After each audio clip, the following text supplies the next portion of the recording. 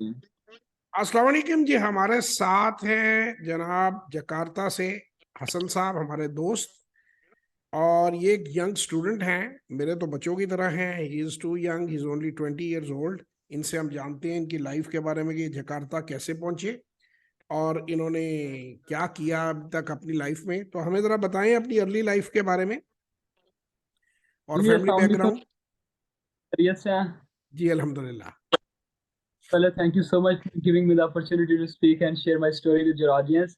आई जज़ाकल्लाह। Am Hasan Khan from Islamabad और इस वक्त मैं जकार्ता इंडोनेशिया में मौजूद हूँ एज एन इंटरनेशनल स्टूडेंट। तो if I talk about like आपका क्वेश्चन जो है कि मैं इंडोनेशिया कैसे आया हूँ। जी आप अर्ली लाइफ अपनी बता दीजिए कि किस लेवल तक आपने पाकिस्तान में कंप्लीट किया और कैसे आप इंडोनेशिया पहुंचे। जी पाकिस्तान के अंदर मैं एक बैचलर स्टूडेंट था और I am still enrolled in my university. और मैंने अपनी डिग्री को पॉज किया था क्योंकि मुझे एक अपॉर्चुनिटी मिली थी इंडोनेशियन गवर्नमेंट की तरफ से कि मैं इंडोनेशिया के अंदर फ्री ऑफ कॉस्ट आकर इंडोनेशियन कल्चर को अंडरस्टैंड और लर्न कर सकता हूँ।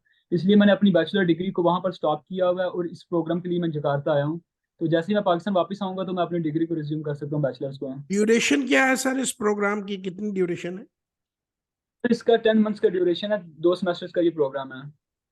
5 मंथ ईच? जी ऑलमोस्ट 4 4 महीने का सेमेस्टर होता है और 1 1 महीने की सेमेस्टर ब्रेक होती है। सही। तो आपने अप्लाई कैसे किया, और कोई आपकी तरह अप्लाई करना चाहे तो कैसे अप्लाई करे? और सबसे पहले तो ये अंडरस्टैंड करना पड़ेगा कि लोग यहाँ पर क्यों आ रहे हैं और इसका फ़ायदा क्या है और ये प्रोग्राम है क्या। ये एक्चुअली एक कल्चरल एक्सचेंज प्रोग्राम है जो इंडोनेशियन गवर्नमेंट ऑफर करती है। मुझे ये प्रोडक्ट सेल किया था इंडोनेशियन एम्बेसी जो इस्लामाबाद में मौजूद है। तो उनकी वेबसाइट के ऊपर ही ये स्कॉलरशिप आया था। इसका नाम है धर्मा सिस्वा इंडोनेशियन गवर्नमेंट स्कॉलरशिप। 10 मंथ्स का ये स्कॉलरशिप है जो आपकी तमाम एक्सपेंसेस को कवर करता है। जस्ट आपका एक जो फ्लाइट टिकट होता है वो आपके ऊपर होता है। इसके अलावा ईच एंड एवरीथिंग आपकी जो ट्रैवल कॉस्ट है इंडोनेशिया के अंदर, आपकी जो अकोमोडेशन है, आपके मील्स, आपका पॉकेट मनी, सब कुछ जो है इंडोनेशियन गवर्नमेंट आपको टोटली कवर करती है। तो अगर कोई बच्चा इसके ऊपर आना चाहता है तो इसकी जो एप्लीकेशन हैं वो फरवरी में स्टार्ट होती हैं। तो आप फरवरी में इसको अप्लाई कर सकते हैं। इंडोनेशियन गवर्नमेंट जो इंडोनेशियन एम्बेसी है इस्लामाबाद में, उसकी वेबसाइट को आप चेक करते रहें।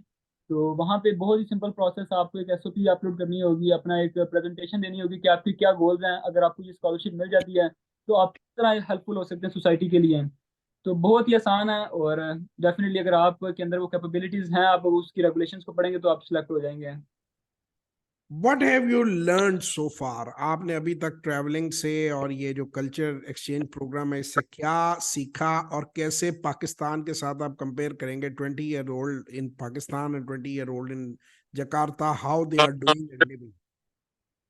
I guess that's an amazing question to be honest. Like before coming to Indonesia, I was kind of a young guy who just roam in the streets, just drive cars. लेकिन जैसे ही मैं Indonesia आया तो my whole life has changed in Indonesia.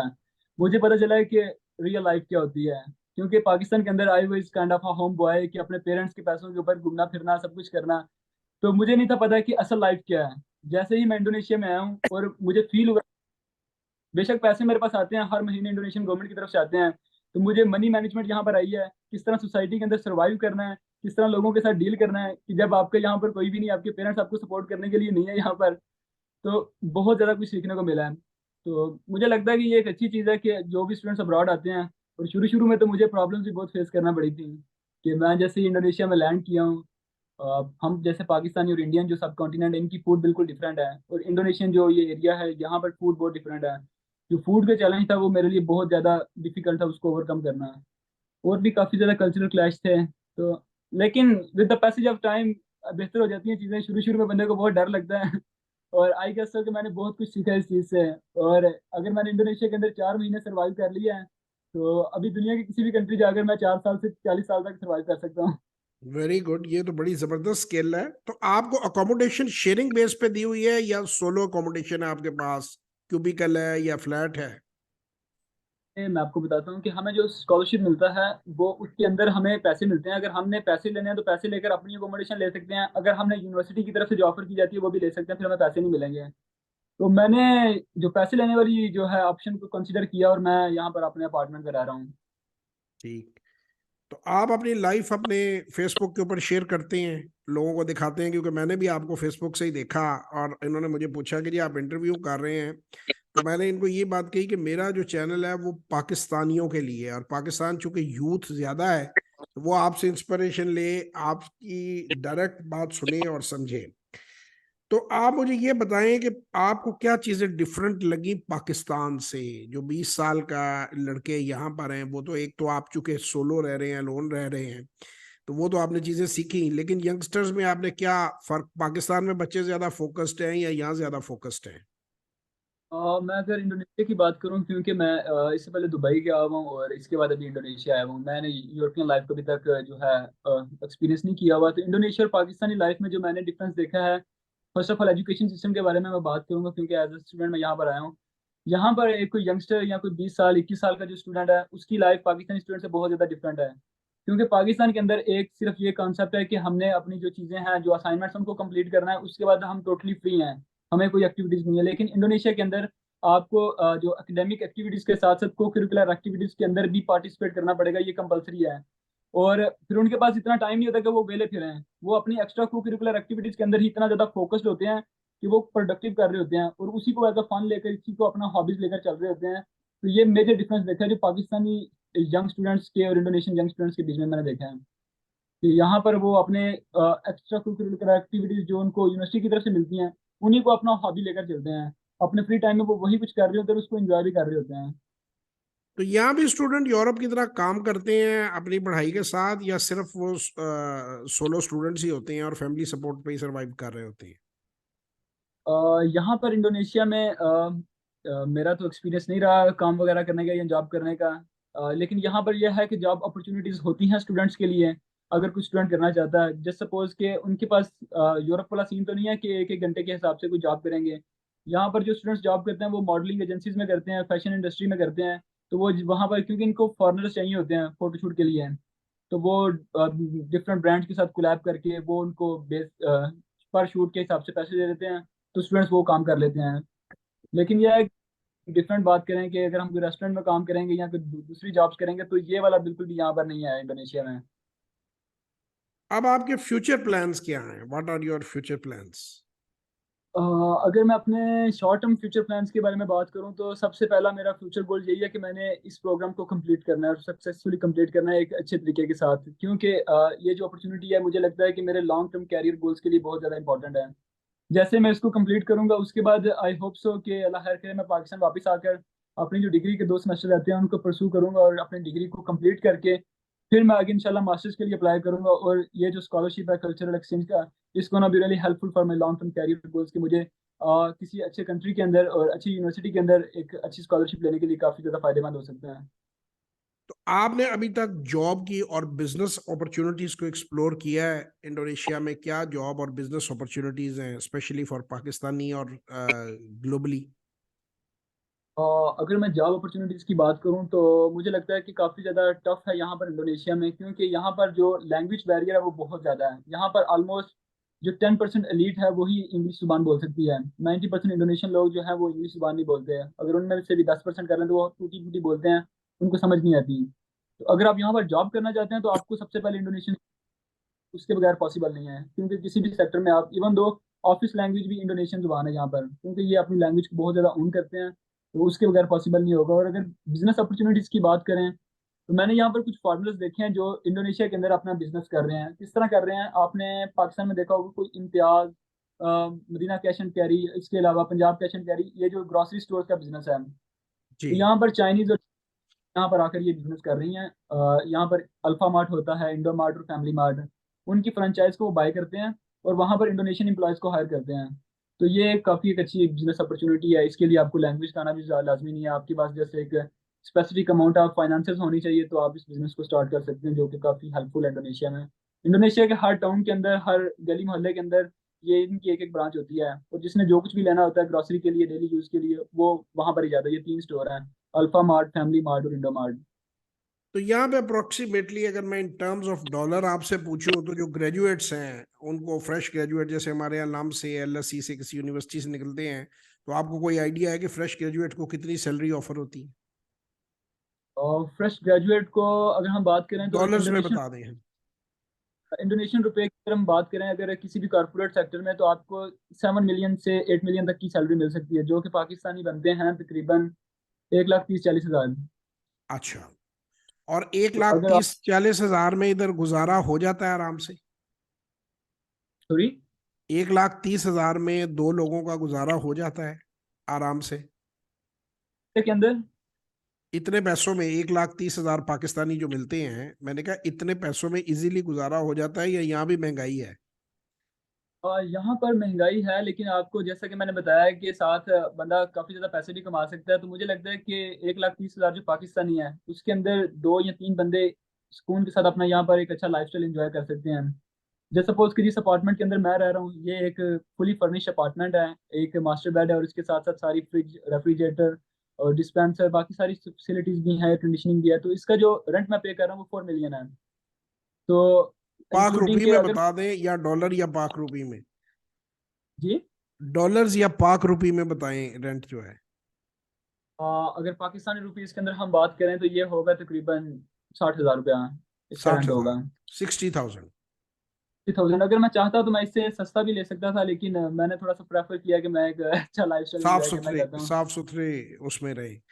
देखिए, actually Pakistan में एक बड़ी गलत वेव चल रही है इस वक्त, जिससे मैं पर्सनली लोगों को एजुकेट करना चाहता हूं और समझाना चाहता हूं। पाकिस्तान में बहुत से हमारे जो फेमस, चूंकि बिकता है ये स्लोगन कि पाकिस्तान से भाग जाओ, बाहर आप जाते हैं तो बाहर जन्नत है, और बाहर जाते ही आप बड़े अमीर हो जाएंगे, और लोग इलीगल और इलीगल मीन से पाकिस्तान से भागने की कोशिश करते हैं। और उसके बाद पछता इलीगल वाले भी मैंने तो पछताते देखे हैं, और इलीगल वालों ने तो खैर वैसे ही पछताना होता है, क्योंकि इतनी जन्नत दुनिया में कहीं नहीं है कि जहां आपको काम ना करना पड़े। मेरा पर्सनल ओपिनियन ये, I have been to 32 countries of the world, मेरा ये ओपिनियन है कि पाकिस्तान से आपको दुगनी कम से कम मेहनत करनी पड़ती है बाहर जाके स्टैब्लिश होने के लिए, सरवाइव होने के लिए। लेकिन आपका क्या ओपिनियन है इस बारे में? हाँ, मैं आपके ओपिनियन को सेकंड करूंगा, क्योंकि पाकिस्तान से निकलने का मेरा भी बहुत बड़ा ख्वाब था कि मैंने पाकिस्तान से जिंदाबाद वाला स्लोगन को फॉलो करना और यहाँ से निकलना है। मुझे भी यही लगता था कि मैं पाकिस्तान के अलावा किसी भी कंट्री में चला जाऊंगा तो वहां पर बड़ी आसाइशो और आराम होगा, बिल्कुल सुकून के साथ, पैसा पता नहीं दरख्तों पे लगता ही है, मैं बिल्कुल अमीर हो जाऊंगा रातों रात। तो इस तरह का कुछ भी नहीं है। ये सिर्फ एक ख्वाब होता है डेफिनेटली। मैं भी जो अपनी लाइफ सोशल मीडिया पर दिखाता हूँ वो असल लाइफ नहीं होती, वो बस मैं लोगों को दिखा रहा होता हूँ। तो ये हर बंदे की, हर ओवरसीज पाकिस्तानी की स्टोरी है। यहाँ पर जो डिफिकल्टीज होती हैं वो पाकिस्तान में नहीं होती। मुझे लगता है कि पाकिस्तान के अंदर अगर हम अपनी कैपेबिलिटीज को और अपनी एबिलिटीज को यूज करें तो हम अब्रॉड लाइफ से ज्यादा बेहतर लाइफ पाकिस्तान के अंदर एंजॉय कर सकते हैं। यहाँ पर जब आपको खाना बनाना पड़ेगा ना, एक दफा आपको सारी चीजें भूल के आपको पता लग जाएगा कि कितना मुश्किल काम है। खाना बनाना, अपने कपड़े खुद इस्त्री करना, अपनी चीजें खुद मैनेज करना, उनको धोना, उनको यहाँ पे तो इजीली हमारे मुल्क में तो मुलाजिम अवेलेबल है, बाहर तो मुलाजिम भी अभी तो इधर इंडोनेशिया में तो फिर मिल जाते हैं। अगर आप यूरोप या अमेरिका जाएं तो आप सोच भी नहीं सकते हैं मुलाजिम रखने का। और लोगों को ये जो गलत स्लोगन्स दे रहे हैं, खास तौर पे यूथ जो पाकिस्तान में तकरीबन जो 60% के करीब लोग हैं, 70% के करीब, वो बिलो 30 की एज के हैं। और हमारे अनफॉर्चुनेटली हमारे जो टीवी के एंकर्स हैं, वो भी इस तरह की फजूल स्लोगन्स इसलिए बेचते हैं कि ये स्लोगन्स बिकते हैं। कोई बंदा भी ये नहीं बताता कि बाहर मुश्किलात क्या हैं, और अगर वही काम आप अपने मुल्क में रहकर करें तो Pakistan, I believe so, is a land of opportunities. यहाँ पे अगर इंसानों की तरह काम किया जाए तो आप बड़े आराम और इज्जत और एहतराम से अपना पैसा कमा सकते हैं। लेकिन ये बात लोग नहीं समझते, तभी अब मैं कोशिश करता हूँ कि जो बैरून मुल्क रहने वाले लोग हैं उनसे बात करके, अब आप भी 1 साल के लिए तकरीबन 10 महीने के लिए यहाँ आए हुए हैं और आधा टाइम आपने स्पेंड कर ही लिया है, तो रियलिटी ये, मेरा एक बहुत से मकसदों में से एक मकसद ये भी था कि एक यंग बंदे से ये मैं मैसेज दिलवाऊं कि रियलिटी क्या है। जो रियलिटी है आप वो बताएं हमें, और पाकिस्तान के लोगों को कोई मैसेज दें, खासतौर पे यूथ को, कि क्या किसी भी कीमत पर वो डंकियां लगा के बाहर को भागें, या वीजे लगा के भागें, या अपने मुल्क में काम करें तो वो सेटल हो सकते हैं? पाकिस्तानी यूथ को, क्योंकि ज्यादातर ये यंगस्टर्स की ख्वाहिश होती है कि वो पाकिस्तान से बाहर चले जाएं। वो हमारा एक इमेज ही इस तरह का बन गया हुआ कि अगर हम बाहर जाएंगे तो हमें पता नहीं पैसे मिल जाएंगे, कोई सिगोरी के साथ शादी हो जाएगी तो नेशनैलिटी मिल जाएगी। इस तरह का बिल्कुल भी नहीं होता। मैं यहाँ पर आपको बताता हूँ कि मेरे साथ तकरीबन 150 नेशनैलिटीज के बच्चे पढ़ रहे हैं इसी प्रोग्राम पर। 305 स्टूडेंट्स आए हुए हैं। ये जो शादी वाला कॉन्सेप्ट है ना, ये तो अपने दिमाग से निकाल दें, क्योंकि ये गोरियां शोरियां आपके साथ घूमे फिरेंगी, शादी वाला सीन नहीं होता यहाँ पर। और दूसरे नंबर पर यह है कि लोगों को लगता है कि बाहर जाएंगे तो कोई मसला कोई परेशानी नहीं होगी, सिर्फ परेशानियां पाकिस्तान के लिए बनी हुई हैं। ऐसा नहीं है, मैं अपने चैलेंजेस आपको बता रहा हूँ ताकि मेरी स्टोरी सुनकर शायद लोगों को समझ आ जाए कि अब्रॉड के अंदर क्या प्रॉब्लम्स होती हैं। एज एन इंटरनेशनल स्टूडेंट्स मुझे यहाँ पर फूड का बहुत बड़ा चैलेंज है, क्योंकि मुझे फूड कुक करनी भी नहीं आती, ना बनानी आती है। तो मुझे मैकडोनल्ड और केएफसी खाकर गुजारा करना पड़ता है, जिसकी वजह से एक्सपेंसिव भी पड़ता है और साथ साथ इस्लामिक प्रॉब्लम्स भी रहती हैं। इसके अलावा अगर आपने डेफिनेटली लॉन्ड्री का करना है तो आपको लॉन्ड्री बहुत ज़्यादा महंगी पड़ती है यहाँ पर। तो बंदे फिर प्रेफर करते हैं कि हम खुद ही अपने कपड़े धो लें। पाकिस्तान के अंदर डेफिनेटली आपको यहाँ तो घरों में धोने को मिल जाएंगे, यहाँ आप मेड रख लेंगे तो मसला नहीं होगा। इसके अलावा सबसे जो मेन इंपॉर्टेंट चीज़ है, जब तक आप पाकिस्तान के अंदर आप अपनी फैमिली को फॉर ग्रांटेड लेते हैं। जिस दिन आपने पाकिस्तान से बाहर आना तब आपको पता चलेगा कि आपकी फैमिली क्या चीज़ है, आपके दोस्त यार क्या चीज़ है, आपकी जो बीवी बच्चे हैं वो क्या है। जो हम हमें जो चीज़ें मिल जाती हैं हम उनको फॉर ग्रांटेड ले लेते हैं। मेरा भी यही था कि पाकिस्तान के अंदर मुझे बिल्कुल भी मैं उनको मिस नहीं था करता। लेकिन जैसे ही मैं इंडोनेशिया हूँ मुझे पता चला कि फैमिली कितनी बड़ी ब्लेसिंग है, दोस्त कितनी बड़ी ब्लेसिंग है। यहाँ पर अगर हमें सब कुछ मिल भी जाएगा तो मुझे नहीं लगता कि वो फायदेमंद होगा, या जब हम अपनी फैमिली को मिस कर रहे हैं, अपने प्यारों को मिस कर रहे हैं। तो सबसे अच्छी चीज़ ये है कि अगर आप अपने प्यारों के साथ रहते हुए अपना कुछ काम कर रहे हैं तो वो बहुत ज़्यादा बेहतर होगा, क्योंकि यहाँ पर आपको डेफिनेटली बहुत कुछ पता चलेगा कि किस तरह चीज़ें मुश्किल हो जाती हैं, कि आपके कभी कभी दिल करेगा कि यार बस मैं टिकट लेके वापस पाकिस्तान चला जाऊँ। बड़ी तो खूबसूरत क्योंकि और बड़ी दुरुस्त फीलिंग आपने बताई है। ये ग्लोबली मैंने लोगों को जितनों को भी, ये अब तो मैं ऑनलाइन कर रहा हूँ, पहले मैं वैसे इंटरव्यू, मेरी बचपन से आदत है लोगों से पूछना, सुनना उनकी बात, उनसे क्वेश्चंस पूछना। तो यही मुझे फीडबैक, मैंने आंसुओं से लोगों को रोते हुए देखा मुल्क को याद करके।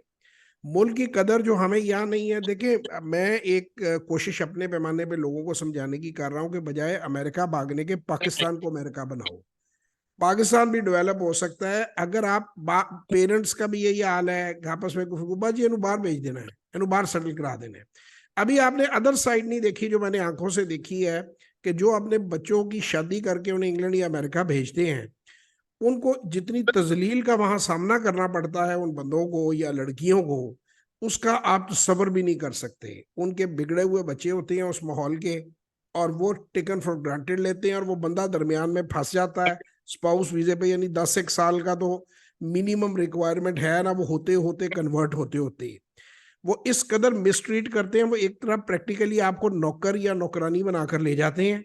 आदमी है तो उसको वो अपने किसी बिजनेस पे खड़ा कर देते हैं कि यहाँ रहना है तो काम करो, अपनी जिम्मेदारियां निभाओ। जबकि वो सोच कर ये जा रहे होते हैं कि मैं, वो ड्रामा एक होता था पुराना कि मैं आफ्टर ऑल दामाद हूं कह के, तो मैं इनसे कोई फेवर लूंगा। तो वो खवातीन को मैंने देखा है वो बहुत ज्यादा मिसट्रीट करती हैं अपने हस्बैंड को। और इसी तरह बंदे जो हैं वो भी बाहर उन्होंने मामलात रखे होते हैं घूमने फिरने के, और वो बीवियों को मेड के तौर पे ट्रीट करते हैं। पूरी फैमिली उनसे बर्तन धुलवाती है, काम करवाती है, बाहर भी जॉब पे खड़ा कर देती है, और उनकी ना कोई जिंदगी होती है, वो स्लेव बन के रह जाते हैं। जो इस चक्कर में शादियां करते हैं ना, कि हमें फेसबुक पे तो बड़े अट्रैक्टिव लगते हैं कि हमने गोरी से शादी कर ली, हमने इससे शादी कर ली, हमने उससे शादी कर ली। वो गोरियां जो आपका हाल निकालती हैं वहां जाके, और जो बंदे आपका फैमिलीज उनकी जो हाल निकालती हैं कि जी चाचे की लड़की ले गया और मामे की लड़की ले गया, तो वहां जाके उसको नौकरानी बना लेते हैं, घर का काम भी करवाते हैं, बाहर भी खड़ा करते हैं। अब वो ना आगे का रहता है बंदा, ना पीछे का रहता है। और मैंने तो प्रैक्टिकली, मतलब लोगों को जब इंटरव्यू किया है, तो वो कहते हैं कि खुदा का वास्ता है कि उनको कहो कि हमारी फैमिली की और किसी लड़की को यहाँ ना भेजें, हमारा कोई और जो बंदा है वो यहाँ शादी ना करे। जो मैं आपको प्रैक्टिकल सिचुएशन बता रहा हूँ। बिल्कुल, यहाँ पर हम पाकिस्तानियों को लगता है कि हम ना बहुत एक चालाक और बड़ी खतरी कौम है, हम हाँ लोगों को जी। धोखा दे सकते हैं। लेकिन हम तेज नहीं है, हम बहुत भोली कौम है, हमें चीजों का बिल्कुल भी नहीं पता है। ये जो गोरा है ना, गोरा, आपने आपने तो डेफिनेटली 32 कंट्रीज देखे हुए हैं। जिन बंदों ने नहीं ना कभी दुनिया घूमी, उनको यह है कि हम लाग जाके ना लोगों को चकमा दे सकते हैं, बातों में आ जाएंगे। लेकिन जितना गोरा तेज है, मुझे लगता है कि दुनिया की कोई कौम तेज नहीं होगी, वो हमें चकमे दे देते हैं। और इतना हम हंस हंस के आपको हम impress करेंगे, बोले आपको नहीं पता। असल, हम लालची हैं एज अ नेशन जो है ना, हम लालची और कामचोर हैं। हमारा यूथ जो है उसको ये बात सिखाई जा रही है ड्रामों के जरिए। यानी उस यूथ को तबाह किया जा रहा है, जो 5th जनरेशन वॉरफेयर कहते हैं ना। ये कुछ मेरा ख्याल है पड़ोसी ममालिक का भी हाथ है इसमें, कि और आपका मीडिया बिका हुआ है सारे का सारा। वो आपको, आपकी जो नस्लें हैं उनको नालायक बना रहा है, कि आप चालाकी से, आप ठगबाजी से आप अमीर हो जाएंगे। और आप वो जो लड़की और लड़का है उनका ये ख्याल है कि जिस तरह इधर इधर हम दबके लगा के लोग जो है वो खाना पकवाते हैं और काम करवाते हैं, तो भाई वो बंदा, औरत भी वही डांट डपट सहती है जिसको आप कमाकर, सोलो सपोर्टर हैं, आप खिला रहे हैं। जब वो आपको कमाकर खिलाएगी तो आपको अंदाजा नहीं वो औरत तजलील कितनी करती है। मैंने तो मतलब अपनी आंखों से देखा है, गंद उठवाते, बर्तन धुलवाते अपने खामदों से। और बीवियों का भी बुरा ही हाल है, जो लड़कियां भी गई हैं यूरोप अमेरिका में, मैंने बड़ी करीब से उनको देखा है। और इस बात का मैं मैसेज बड़े अरसे से देना चाहता था, पर मैं ये चाह रहा था कि कोई बंदा इसको सेकंड करने वाला भी मेरे पास हो, कि जो आंख से इन चीजों को देखा है। तो ये जितने भी खबीस किस्म के जर्नलिस्ट हैं, शक्लों पे भी उनकी खबासत टपक रही होती है कि पाकिस्तान से जिंदा भाग और इस तरह के जो नारे लगाते हैं। पहला सवाल तो ये है कि वो खुद क्यों नहीं पाकिस्तान से भागते। उन्हें बाहर किसी जगह पे, वो आप अगर जाके किसी फॉरेन चैनल में अप्लाई करेंगे तो उन्हें चपड़ासी की नौकरी भी नहीं किसी ने देनी। जो यहाँ एक क्लास सो कॉल्ड जर्नलिस्ट बने बैठे हैं ना, ये अपने आप को आजमाएं जरा जाकर वेस्टर्न मीडिया में। आज तक मुझे हिस्ट्री बताएं, कितने हमारे ड्रामा आर्टिस्ट बाहर गए हैं, कितने हमारे एक्टर बाहर गए हैं, बाहर से क्या रिस्पॉन्स मिली है उन्हें। उन्हें वहां पे जूता भी किसी ने नहीं मारा। किसी मेन स्ट्रीम लेवल पे वो नहीं आ सके। मानू तो मैं तब ना कि आप जाके CNN पे कॉरेस्पॉन्डेंट लग जाएं, आप BBC पे लग जाएं। उनको पता है कि जो अय्याशी है ना वो पाकिस्तान के अंदर है, पाकिस्तान के सर, अंदर रहते हुए वो अपना होते हैं कि वहां पाकिस्तान से निकल। काम करना पड़ता है बेटा। वहां पे जूस निकाल देते हैं अगले काम करवा करवा के। ये तो यहाँ पे हर एक बंदा यूट्यूब खोल के बैठ गए या कोई जाके चैनल पर बैठ गए, और 5-6 जो भगोड़े पॉलिटिशियन है उन्हें बिठा लिया, हमारा कायद तुम्हारा कायद। वो 3-4 पार्टियां उन्होंने म्यूजिकल चेयर बनाई हुई है। वो हाल उनका ये है ना कि वो कहते हैं कि आपको शर्म नहीं आती, आप बार बार जो है वो पार्टी बदलते हैं। एक सराकी था, कहता सही मैं कहा पार्टी बदलता हूँ, हर बार इख्तिदार ही बदल जाता है। यानी वो बेसिकली ना इस्टेब्लिशमेंट के साथ मिलके जो जीतो पार्टी उसके साथ जाके बैठ जाते हैं।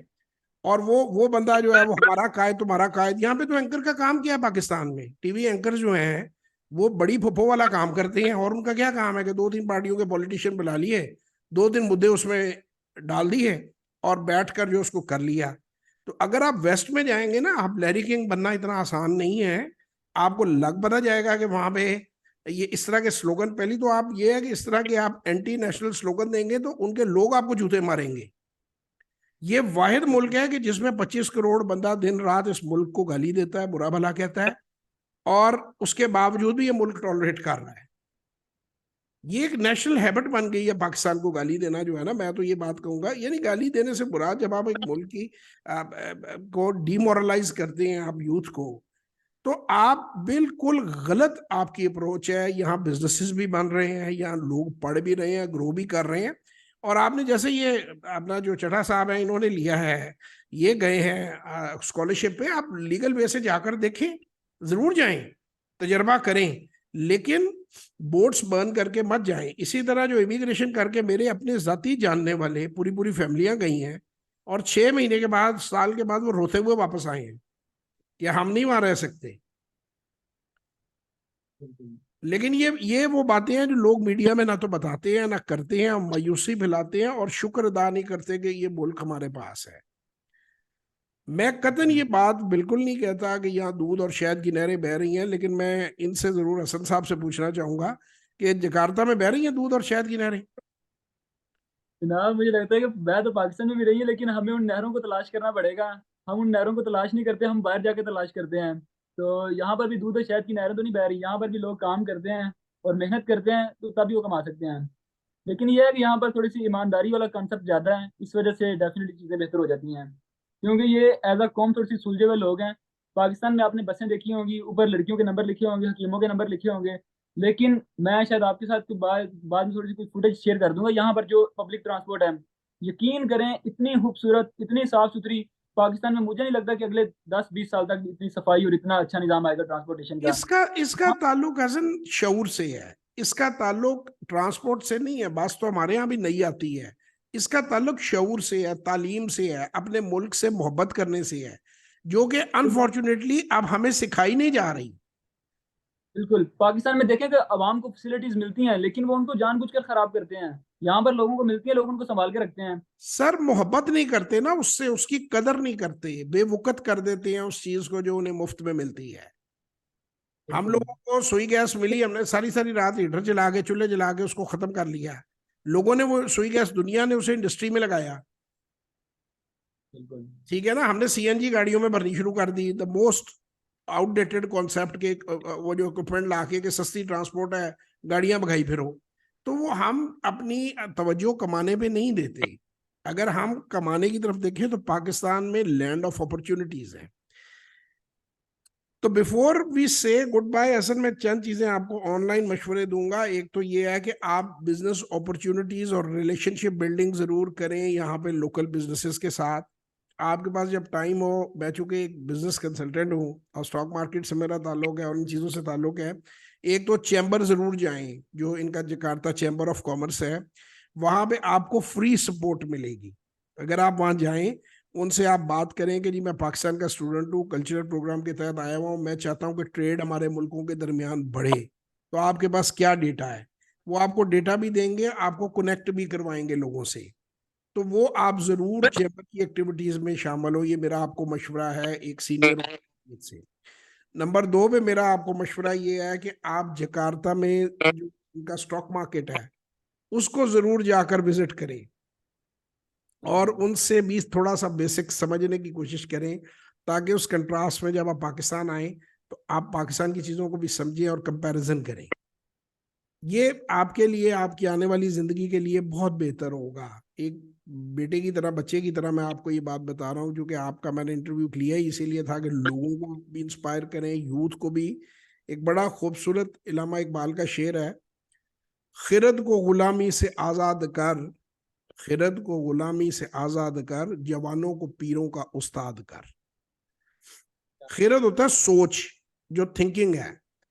तो थिंकिंग को गुलामी से आज़ाद करें। हमारे बुजुर्गों को, जो मेरे जैसी, मेरी एज के और मुझसे बड़े लोग हैं, उनको ये एक मैसेज है कि अपने यूथ को तैयार भी करें और उसको उन कामों की वो असाइनमेंट्स दें जो हम नहीं कर पाए, जो हम अधूरा छोड़ गए हैं काम, वो आप लोगों ने पूरा करना है। ये आप लोगों का मुल्क है, इसकी तरक्की करें, इसकी इज्जत करें, इसकी कदर करें। भाई जमीन नहीं मिलती, अगर आप लोगों ने देखना है, मैं ज्यादा पॉलिटिक्स पे बोलता नहीं हूं, तो फलस्तीन का आज हाल आप जाके देख लें। जिन लोग कौमों के पास मुल्क नहीं रहता ना अपना, वो दरबदर हो जाती हैं। तो खुदारा मैं लोगों को ये कहूंगा, और उन सारे बेशर्मों को जो कहते हैं पाकिस्तान से जिंदा भाग, उनको तो जूते लगने चाहिए, कोड़े लगने चाहिए और मुल्क से उठाकर बाहर फेंक देना चाहिए। कि अपने मुल्क की कदर करें, अपने मुल्क से प्यार करें, इसे डेवलप करें। वी हैव 2-3 मिनट्स मोर, उसके बाद 1:30 जो है वो हसन साहब को हमने इजाजत दे देनी है, इन्होंने जाना है। कोई लास्ट मैसेज आप देना चाहें, कोई लास्ट बात आप कहना चाहें पाकिस्तानियों को और यंगस्टर्स को, अपनी उम्र के बच्चों को, या मेरे जैसे जो ओल्ड जनरेशन है उसको? मैं सबसे पहले तो जो अपने मेरे एजमेट्स हैं उनको कहना चाहता हूँ कि जो बच्चे बिल्कुल अपनी एफएससी कंप्लीट करने के बाद बाहर आना चाहते हैं ना, मैं उनसे ये रिक्वेस्ट करूंगा कि इन्फॉर्मेशन लेकर आएं। अगर आप इन्फॉर्मेशन लिए बगैर आएंगे ना, तो यकीन करें आप इतने डिसहार्ट हो जाएंगे, इतने डिप्रेशन में चले जाएंगे, आपको लगेगा कि यार मैंने तो पीछे भी कश्तियां जला दी हैं, माँ बाप को 40-50 लाख रुपए लगा के यहाँ पर आ गया हूँ, यहाँ पर भी कुछ नहीं हो रहा। तो इन्फॉर्मेशन लेकर आएं। ये नहीं तो बेहतर है कि आप बैचलर्स करके मास्टर्स के लिए आएँ, क्योंकि जब आप मास्टर्स के लिए आएंगे तो आपका थोड़ा सा मेंटल लेवल भी मेच्योर होगा, तो आपको चीज़ों की समझ बूझ होगी। तो अगर मास्टर्स के लिए आना तो मोर देन वेलकम, फिर भी इन्फॉर्मेशन लेकर आएं। अगर बैचलर्स के लिए आना चाहते हैं तो प्रॉपर इन्फॉर्मेशन ले सीनियर से। इन्फॉर्मेशन के बगैर आना सुसाइड करने के बराबर है, क्योंकि यहाँ पर आकर आप फंस जाओगे, आपको कुछ भी नहीं होगा। और एक और बात मैं कहना चाहता हूँ कि यार पाकिस्तान को फॉर ग्रांटेड ना लो। पाकिस्तान बहुत प्यारी चीज़ है कि पाकिस्तान के अंदर हम जैसे भी हैं, लेकिन हमारे अंदर अल्लाह ने एक ऐसा क्या कह सकते हैं जज्बा दिया हुआ है, हमदर्दी का, इंसानियत का। यहाँ पर जो आपको वेस्टर्न कल्चर मिलेगा वो बहुत कोल्ड कल्चर है। किसी के अंदर कोई हमदर्दी, कोई ह्यूमैनिटी का कॉन्सेप्ट कुछ भी नहीं है। ये ह्यूमन राइट्स के नारे तो लगाते हैं, लेकिन आप यहाँ पर सड़क के ऊपर गिरे भी होगे, कोई आपको उठाएगा भी नहीं। तो पाकिस्तान बहुत प्यारी चीज़ है, लोगों के अंदर बहुत जज्बा है, एक दूसरे की फिर भी मदद कर देते हैं। तो पाकिस्तान को फॉर ग्रांटेड ना लो, पाकिस्तान बहुत खूबसूरत है और पाकिस्तान को हम लोगों ने बेहतर बनाना है। जिस तरह मैं पाकिस्तान से यहाँ इंडोनेशिया आया हूँ कल्चरल एक्सचेंज प्रोग्राम पर, हर स्कॉलरशिप का, हर प्रोग्राम का मकसद यही होता है कि डेवलप नेशन में आए, यहाँ से सीखें और अपने कंट्री के अंदर जाकर डेवलपमेंट करें। तो जो स्टूडेंट्स जा रहे हैं इस प्रोग्राम के साथ जाएं कि बाहर हम जा रहे हैं पढ़ने के लिए, जो चीज़ें वहां से सीखेंगे उनको पाकिस्तान में लाकर हम इंप्लीमेंट करेंगे और पाकिस्तानी निज़ाम को बेहतर करेंगे। ये नहीं है कि इस इरादे के साथ जाना कि अस्सी जाना हो तो अस्सी वापस ही नहीं आना है। तो यही मेरा पैगाम था। आई होप सो कि आप सबको अच्छा लगा होगा। तो जो चीज़ें नहीं अच्छी लगी उनके लिए माजरत। नहीं नहीं, आपकी सारी बातें बहुत अच्छी थी। मैं I am really impressed and wish you best of luck for your future life. और कभी भी आप कनेक्ट होना चाहें, कोई हेल्प लेना चाहें, तो आई एम ऑलवेज देयर। और मजीद अपने व्लॉग्स बढ़ाएं, उनको बिजनेस पॉइंट ऑफ व्यू से भी बिजनेस इंटरव्यूज भी करें। मेरा आपको ये मशवरा होगा, उनके रेस्टोरेंट्स पे जाएं, उनके खाने पीने की जगह अपने चैनल को और एक्टिव करें, ताकि आप जो है, आप लोग इन्हें फेसबुक पे भी सर्च कर सकते हैं और आप इन्हें यूट्यूब पे भी सर्च कर सकते हैं। ये वीडियोस डालते हैं, मुझे इनकी बात बहुत अच्छी लगी, इसीलिए मैंने इनका रब्ता भी इनसे किया कि इस तरह का बंदा जो है उसको जो है थोड़ा उसको इंट्रोड्यूस कराना चाहिए दुनिया से। तो ले जनाब, जिंदगी रही तो इंशाल्लाह आप लोगों से फिर मुलाकात होगी किसी और वीडियो में। तब तक आप हसन साहब को फॉलो करें, सीखें इनसे। और इंशाल्लाह ताला जाते हुए आखिरी बात, पाकिस्तान जिंदाबाद।